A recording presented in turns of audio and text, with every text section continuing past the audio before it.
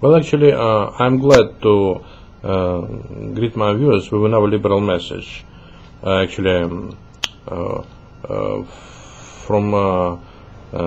such an infamous politologist like me, Actually, I want to comment on a visit of Russian President Dmitry Medvedev to the United States. I believe that recent appearance of Russian President Dmitry Medvedev in California is caused by his desire to transform and reconstruct backward Russian technology industry, and it is his attempt to kind of to borrow investors from Silicon Valley. But I want to actually debunk some myths about American investment in Russia. As you know, even Russian President Dmitry Medvedev admits that foreign investment in the Russian economy are likely to be quite risky, and actually venture capitalism is not going so well. As said Russian President Dmitry Medvedev in his interview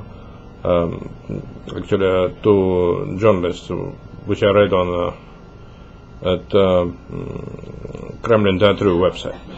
Actually, even Steve Jobs, that president of that Apple founder and president of Apple Corporation, told Russian President Dmitry Medvedev to change Russian public's attitude, change Russian mentality. And I believe that statement of the Moscow Times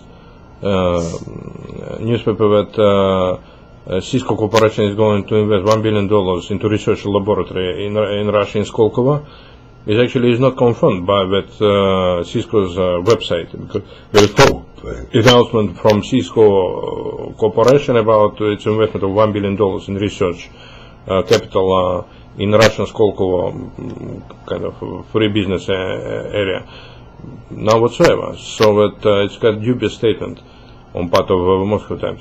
I also believe that Russian President Dmitry Medvedev doesn't want any change in Russia with outside interference. He wants on change coming from inside. But actually, I can say only that certain Russian officials actually they obstacled any Western investments into Russia, like ex-Russian President Vladimir Putin used to say that West European investment in Russia will be through his own dead body, as he told the public on CNN in the Brussels during Brussels symposium in 1997. And I believe that still with kind of that impression of Russian bureaucracy, nationalist Russian bureaucracy, obstructing Western investments is still alive. According to Moscow Times, British businessman who invested venture capitals into Russia, William Browder, was actually denied entry visas after his investment in 2005.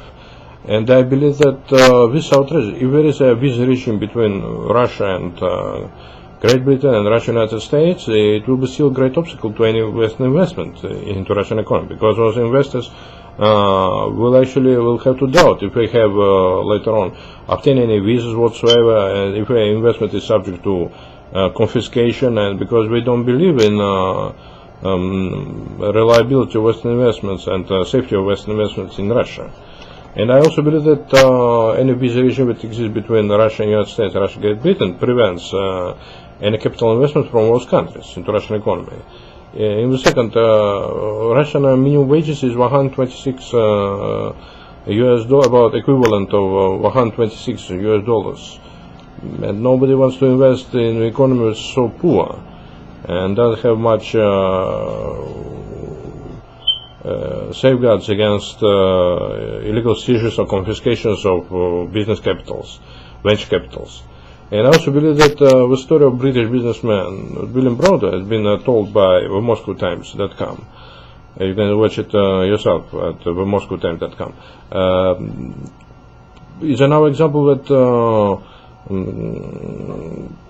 refusal to issue visas to Western businessmen is just another hindrance towards any Western investment in the Russian economy.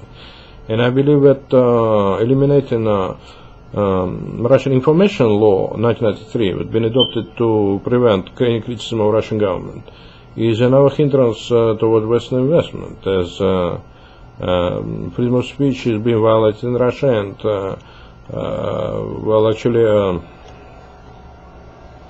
I believe that anti-Soviet propaganda articles that still were in the Russian penal code prevents any Western investment, because it actually prohibits freedom of speech, and this kind of violation of freedom of speech in Russia and freedom of press, it's actually another hindrance to Western investments. Well, actually, Russian President Dmitry Medvedev did take $300 worth of a bribe from Apple CEO Steve Jobs with expensive iPod 4 home, which he shamelessly took and started making private calls on it. What's been depicted in the pictures of Moscow Times and .com and our news editions as well. Is another example of how corrupt Russian President Dmitry Medvedev is. Actually, I believe that in Russia there are a number of professions, a number of people, about 50% of Russian public lives below poverty line, at wages about with amount about $126 a month. It's whereas Russian public pays about $100 for gas and power and telephone services, so it was left to him. And I believe that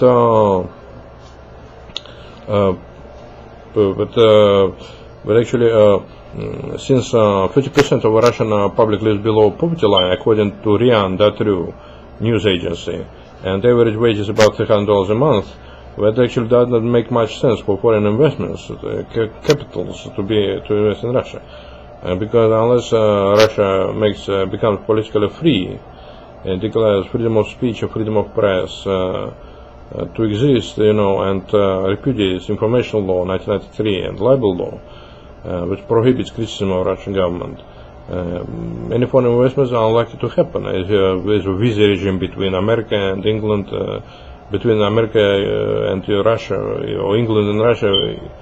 We need to repudiate any visa regime and rescind this visa regime between America and Russia in order for businessmen to feel themselves safe to travel to Russia. Otherwise it's unsafe, because and we also would repudiate with custom terrorism, which been told even in Nemtsov report, Putin the results, which says that about 6 million Russians died with and tax terrorism of force continues, and 18 liters of alcohol being consumed by Russians every year.